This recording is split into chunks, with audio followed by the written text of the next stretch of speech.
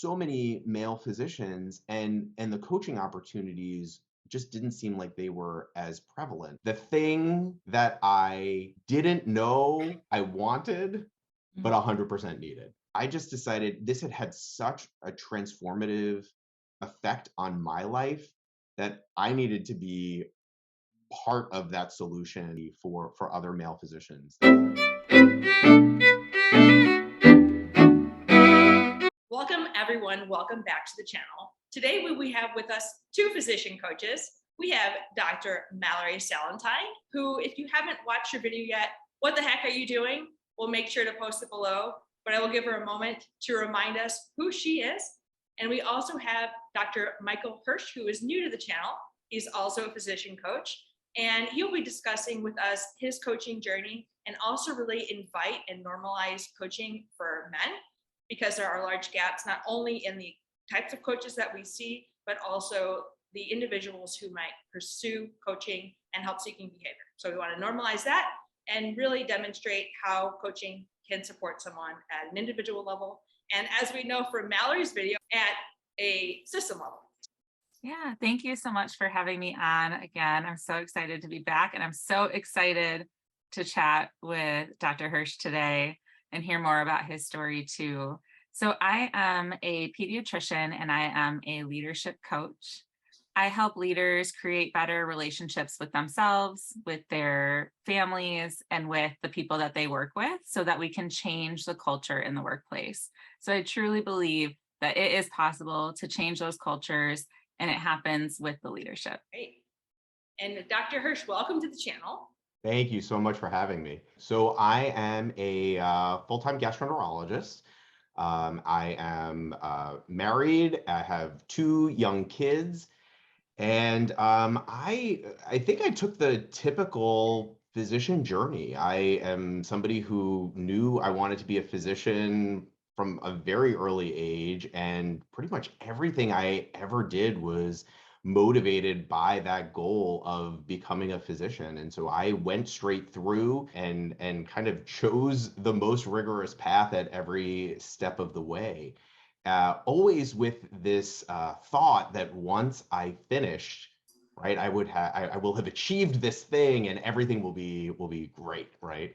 And so I got my first job out of fellowship, and it's a really great job. I joined one other gastroenterologist in this kind of smaller multi-specialty group and really built my practice very quickly. Got married, had my kids, and everything was really seemingly great. But something still felt like it was missing. And I couldn't really quite put my finger on it, right? I had the great job and the family, and I lived in a place that I really loved living. And I couldn't quite figure out like what it was. And that is when I kind of found physician coaching. And I know we're going to talk a little bit more about this, so I don't want to, I'll kind of pause here. But that actually was the thing that I didn't know I wanted, but 100% needed. And it was not an immediate sell. And I wasn't physician coaching, this sounds great, I'm going to kind of jump right into this. But it happened, and, kind of my life was forever changed by that decision. Well, Michael, that is so interesting. And I know that you've written some articles and had some podcasts with Kevin MD that have just been incredible. And I have learned so much from them. And there was one in particular that you just had talking about work dread. And feel like you told a little bit of your story and how you got to the physician coaching through work dread. So I'm wondering if you can tell us a little bit about what work dread is and how you found coaching and what that next part of your story is. Yeah. And what's so interesting about this is I don't know if work dread is a thing, right? But it's Is totally work dread a a thing I have? Okay, let's just pause for a second. If anyone needs to know if work dread exists, I sure do know from personal experience. Yes. It may exist, and it's very common for the type A and perfectionistic people to be dealing with it, and that's why I love to talk about coaching, as it's been very helpful in that journey. Yeah. But it's so interesting. Like, we all know it exists, right? We all know that this is a thing because we experience it so frequently. but I had never really heard it talked about before coaching, right? I never heard about it as a concept. And even when I was writing the article, I was kind of searching like what it's this term, work dread, but I don't know if people talk about it. I don't know if you looked it up in the dictionary, you would find the definition for work dread, but you certainly know what it is. And it's just this anticipation of what's coming, right?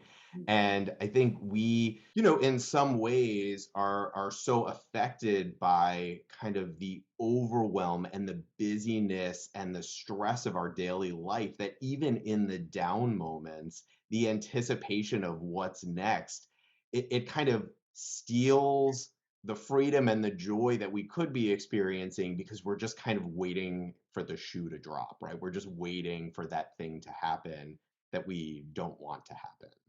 Yeah, that reminds me a lot of what people talk about in my personal experience of being on call back on surgical life, and why I left. A lot of it was anticipatory anxiety that I was going to fail, or I was not going to know how to manage the patient that was going to come in when I was on call. So I know that's a very shared experience because I hear it often. So Yeah, you're definitely a speaking hundred to a percent. well-known feeling. And the other place that this shows up, so right, so it can happen on Sundays, it can happen in the morning. It also is so common on vacation, right? It's like, oh, I only have 5 days left of vacation. Oh, I only have 2 days left of vacation. Oh, what is my in basket going to look like when I am no longer on vacation? So it's one of those things that can happen on a daily basis, on the weekends, and then it steals our vacations also. And so that's why I thought it was such an important topic. Gosh, I agree. How about you, Dr. Salentine?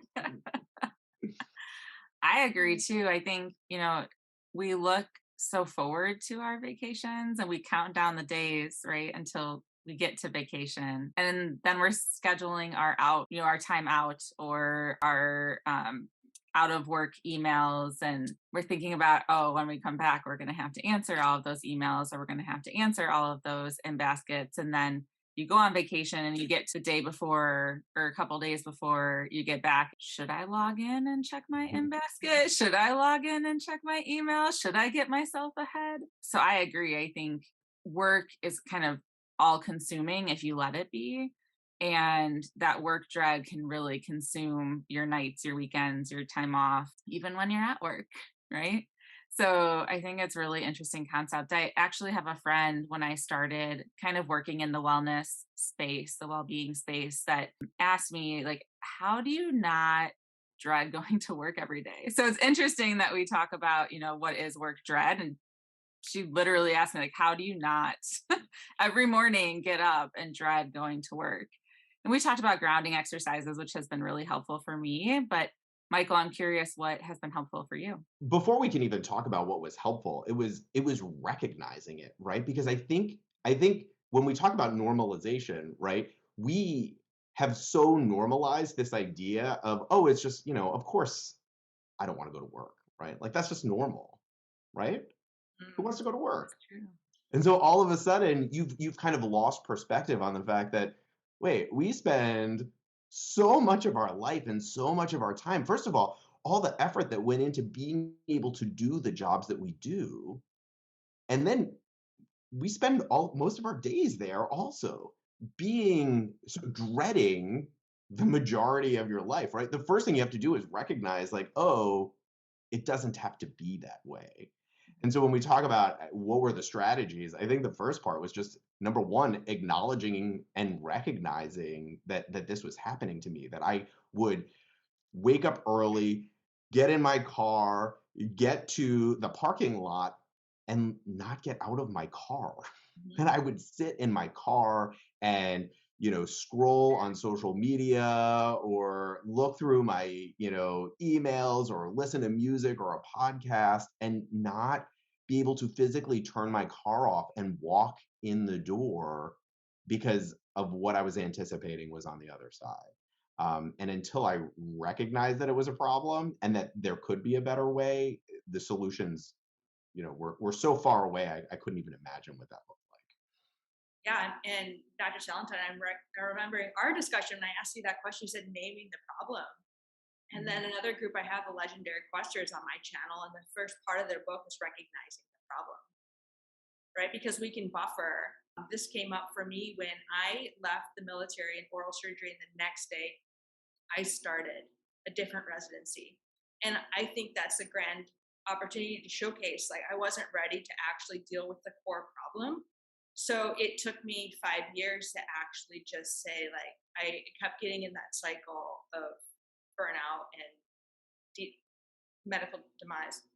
And I had to pause, say, what is truly going on? And therapy and coaching were a huge part of the trajectory to change. And so once you've identified, like, here's the problem, what do the next steps look like for you? As Mallory was pointing out, and I talked about this a little bit before, was that this was kind of at the very, very beginning of my coaching experience. I was in a program where I could do both group coaching and individual one-on-one coaching, and I had I'll say a less than ideal experience, right? And so I brought my experience to the group coaching and was kind of talking about my frustrations and what it was like and how I just, I didn't want to go in. And the coach asked me kind of this pivotal question. And I know you guys have both heard this before, but I'm gonna, for those that haven't heard it, it was really one of the most meaningful things because it wrapped up the essence of coaching in one simple concept, right? And that is, the coach asked me, Michael, if you saw somebody who was complaining that he was in pain, and when you looked at that person, you saw that the reason that they were in pain was because they were punching themselves in the face. Would you tell that person the cause of their pain? Would you tell them that the pain was being caused by them punching themselves in the face? Of course, right? And to which the coach responded, Michael, you're punching yourself in the face. You are causing your own pain. The thoughts that you are having about going to work are what is causing all of the distress. And by talking through, oh yeah, right, the reason I'm dreading work is because all of the things I'm thinking about what's going to happen when I get there. It was immediately empowering. It automatically brought to the forefront all of the choices that I had in this situation. And then all of a sudden, it kind of just, a lot of the dread just melted away, right? Because once you can empower yourself to realize, oh, these are all choices, right? I choose to come here every day. I chose this path in life, and I did all of this, right? And if I decided to do something else, I could do that too, right? And so once you can harness the choice and the empowerment, all of a sudden everything just feels lighter. Yeah, I think it's interesting to talk about awareness because I agree. I think that is like the number one thing. You have to be aware of what's going on for you. And a lot of us don't have that self awareness to know what that is causing us so much pain.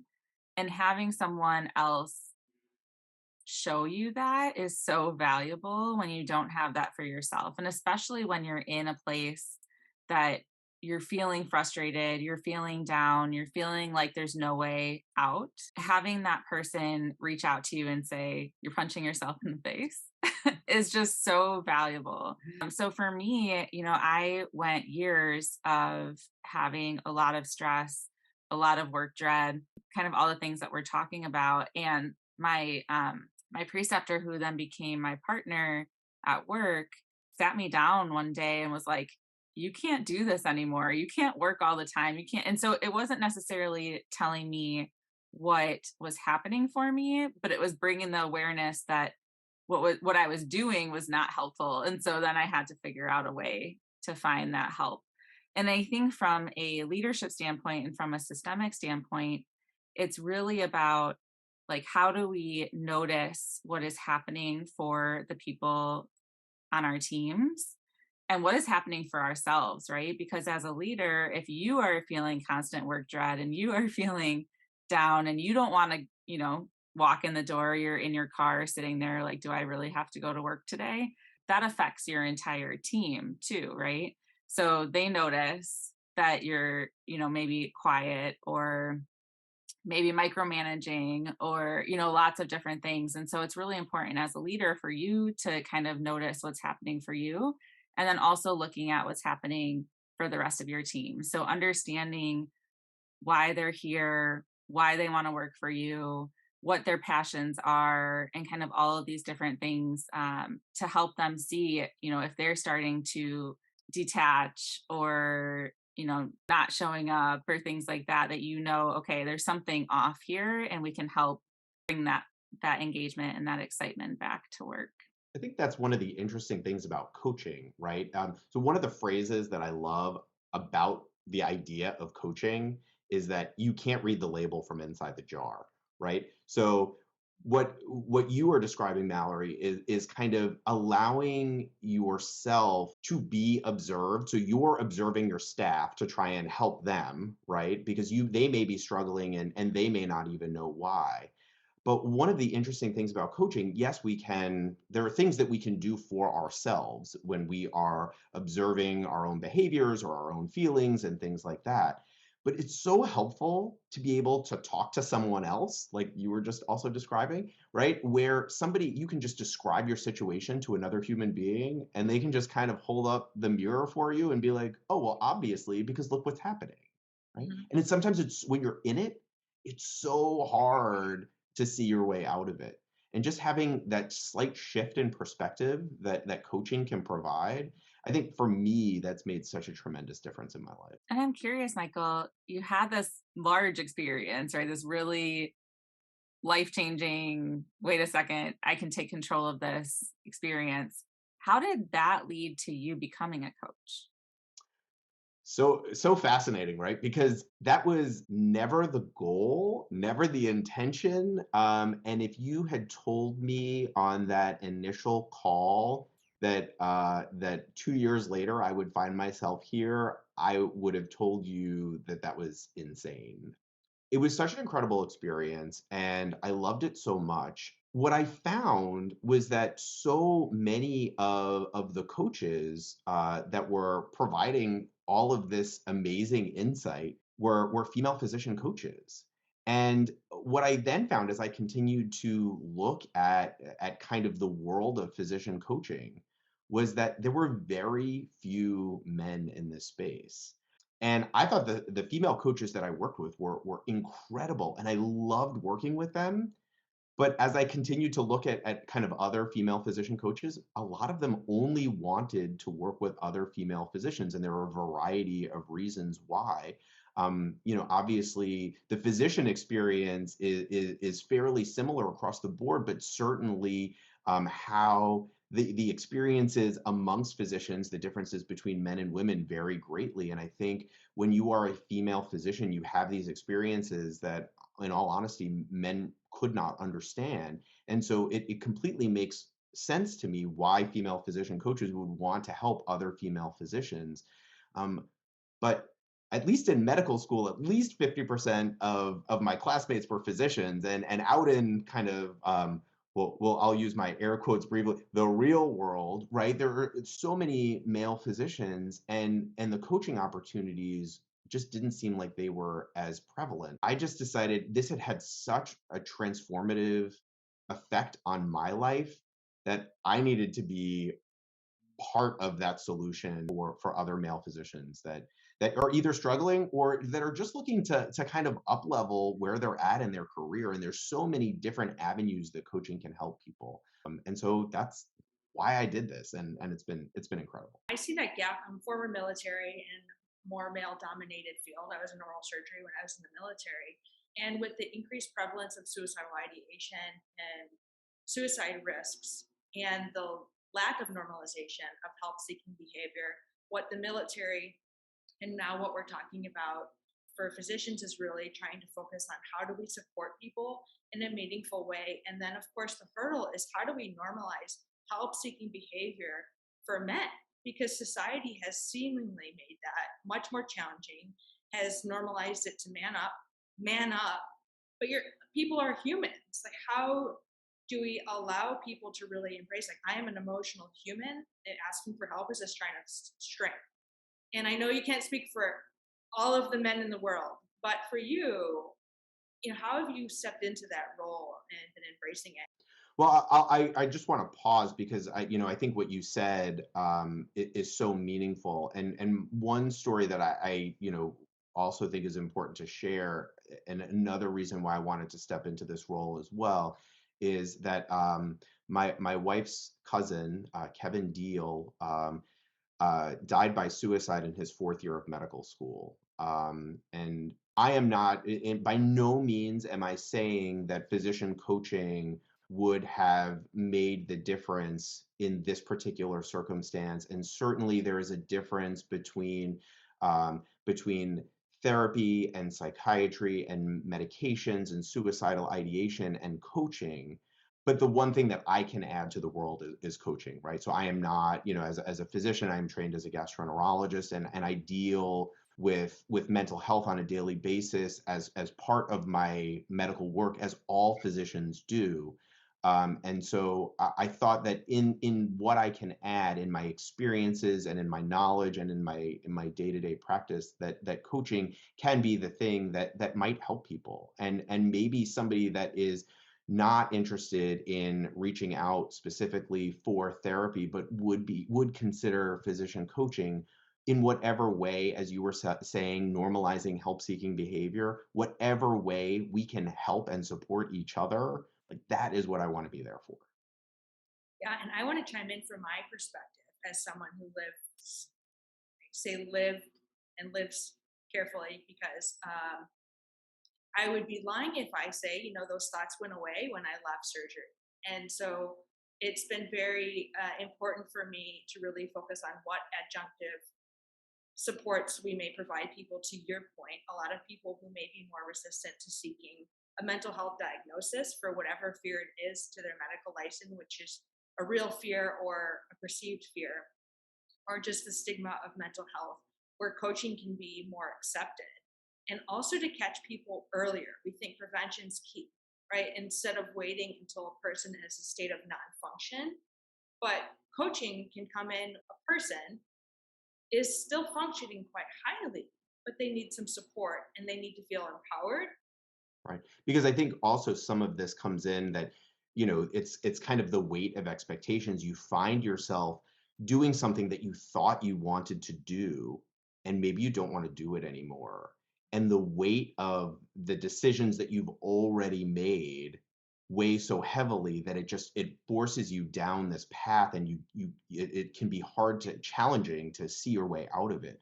Yeah. And when you can kind of talk somebody through these decisions, when you are living into who you want to be, not who you were when you made these decisions, all of a sudden you can almost start to see a path out, right? And if you don't, as you were saying, address these issues early, the weight and the expectations, they just keep piling on and piling on, and it sends a lot of people down a spiral of feeling like there's no way out. And I feel like one other piece of this too is that in medicine, there's such a culture of silence Mhm. where you really don't talk about how you're feeling. You really don't talk about what's going on for you. You don't talk about how your colleagues are doing. And I feel like that's led to a lot of distress as well. And I know that was the case for me was, I just did my job and then I went home and continued to do my job. And I just kind of worked all of the time. And I never talked to anybody about it. I never told people how I was feeling. I still often don't. Um, I try to be as vulnerable and transparent as I can be, especially in the work that I'm doing. And I'm so grateful for the relationships that we've all made, and that we're able to get together and talk about what's going on for us. And I feel like that's another piece of coaching is that it's this like safe place that you can be vulnerable, that you can meet with someone that has been where you are, that you can, talk to someone that has similar experiences, that can help you kind of figure out what it is that you want, what it is that you need. And instead of, keeping everything inside, it's a safe place to be able to navigate what you're going through. You're highlighting community, right? Community is something that I think have early on in our training. We have it in, in school, and then we have it in residency. It's this kind of shared experience. And then you get through, residency programs, which tend to be a little bit larger. Sometimes we just go straight into employment or fellowship or what have you. But all of a sudden the community just starts shrinking. And that's exactly what you were referring to, Mallory, is that all of a sudden the shared experiences go away. Now you're kind of on an island.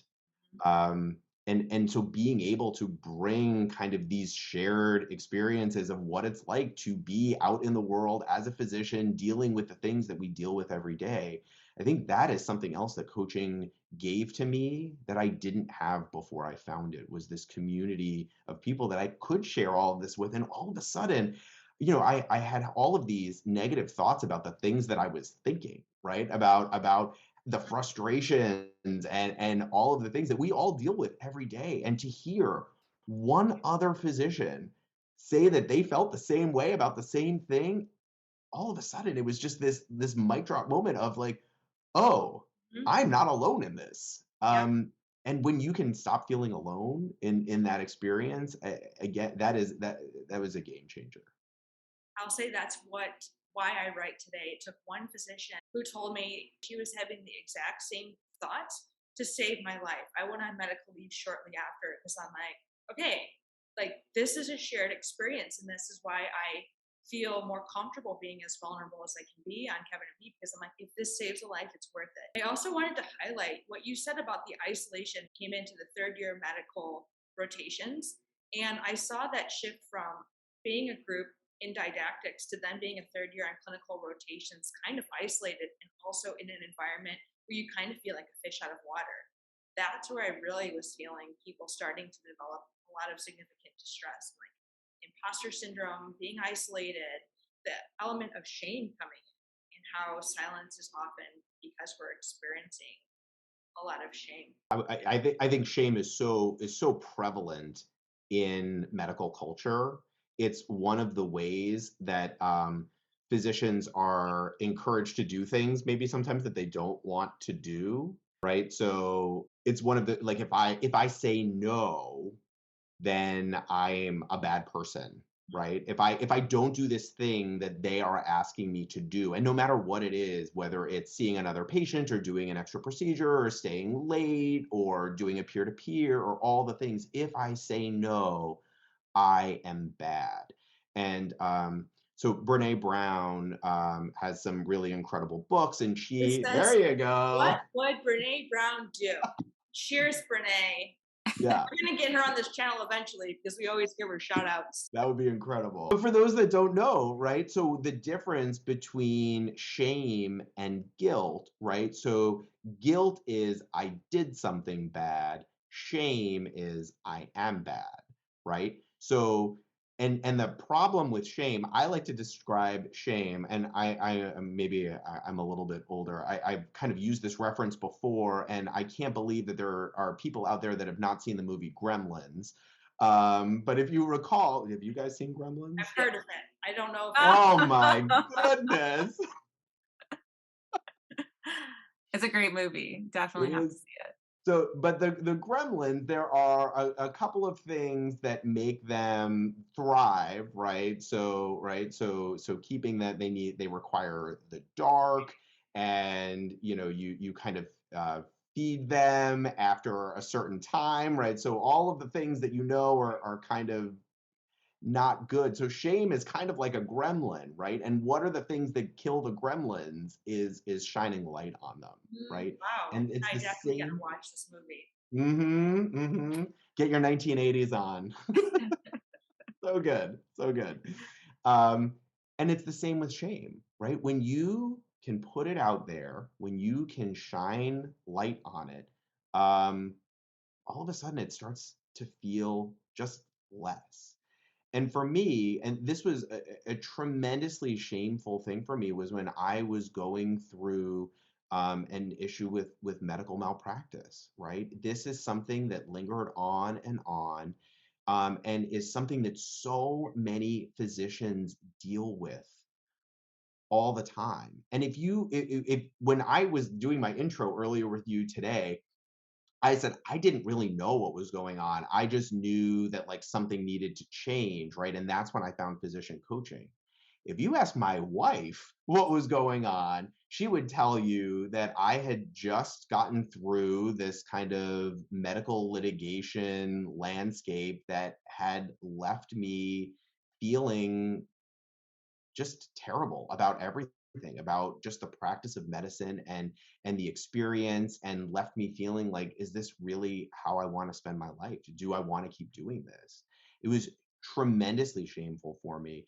And talking about it, I mean, even now talking about it, I'm like, do you really want to be talking about this? Do you really want to share this with Yeah, and it's such people? a shared, that's such, I mean, I think as coaches, we get the opportunity to hear what comes up, and that's definitely a shared experience and a shared feeling of discomfort talking about it, because it feels like I am bad. I did something wrong, right? Yeah. I am wrong. I did something Even when you know you did everything to the best of your ability, even when you know that everything happened,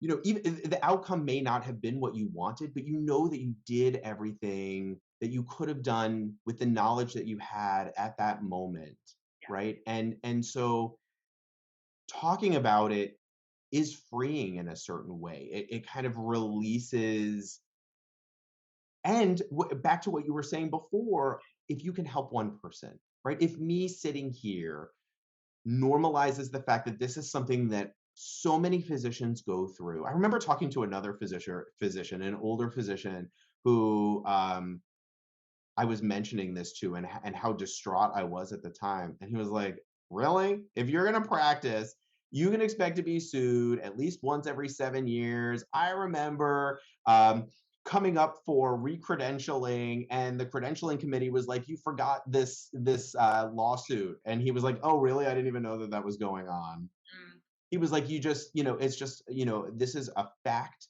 of practicing medicine in this country, and it doesn't mean anything about you." So if this story can help one other physician that's out there, that's watching this, that is going through this, that's experiencing it, that's why we're all here, right? This is why we're here. I think that highlights to control what you can control. You did everything that you possibly could, and the rest, it's reminded me of the model that you'll go through. But like, here's the circumstances, the thoughts and feelings are the modifiable things, right? I can stew about that. And the chances that if you get stuck stewing about that litigation, you'll be less present and more high risk for actually making mistakes. So if you have the ability to just let it go and say, I did the best I could, and I'm going to focus on the next thing, that actually can set you up for better success and less internal suffering. Well, I am curious, Michael, who do you coach and what do you help with? I coach mostly male physicians. I do through one-on-one coaching. And we coach on all the things, right? I think one of the things that comes up so commonly for male physicians is this desire to feel more present when we're at home. And I know this is something that I continue to struggle with. There are all of these competing interests. We're at work all week, and then we get home, and there's so many things to do, and we can't really turn off our work brain. And how can we be at home with our family and also be present, right? Physically present and mentally present. Right? And then some of the other common things that we coach on um, is overwhelm, balance, the idea of work-life balance, which I have some thoughts on, but we will we don't necessarily have to get into it right now. And and then the idea of normalizing the things that we feel, because I think sometimes we judge ourselves for feeling certain things like frustration, like annoyance, and giving ourselves the permission to feel those things, right? We are not just supposed to be happy 100% of the time. Life is not just supposed to be this thing that we coast through and we never feel uncomfortable and we never feel angry or annoyed or upset. But learning how to lean into those things and figure out why, and also then just letting it be okay, because I am supposed to be frustrated sometimes. And so that's just some of the things that we talk about in coaching. Highlighted too, it's really hard to see it for yourself, right? If I sat here and really tried to reflect that and mirror to myself what was going on, I'm so used to the thoughts that I have. I'm so used to the behaviors that I have. And so with thinking that, I do think the importance of that community and also having someone that you trust to be your coach, your mentor, whoever is going to be that person to help you mirror. And with that in mind, I was curious, can you share where people can connect with you? My website is betterphysicianlife.com. On the website, I have a blog where I post regularly. So there's all types of goodies there. Some of the stuff that we've talked about, the article that Mallory was referring to is there. I also have some kind of free material worksheets on kind of designing your future, designing the life that you want. So we talked a little bit in previously about living into who you want to be.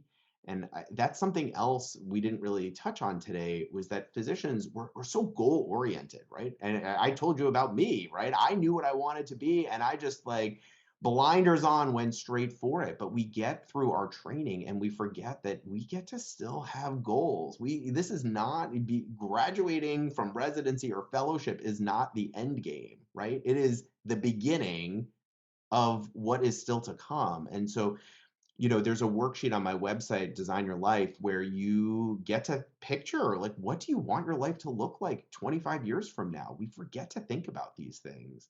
And then there's also another free training on, I had mentioned to you that I thought that the solution to all my problems was getting out of medicine, Mm-hmm. right? I thought that things would be better if I could just, right? And we do that as physicians so often throughout our lives. If I can just get through this one thing, everything's going to be better on the other side. And in coaching, we know that as an arrival fallacy.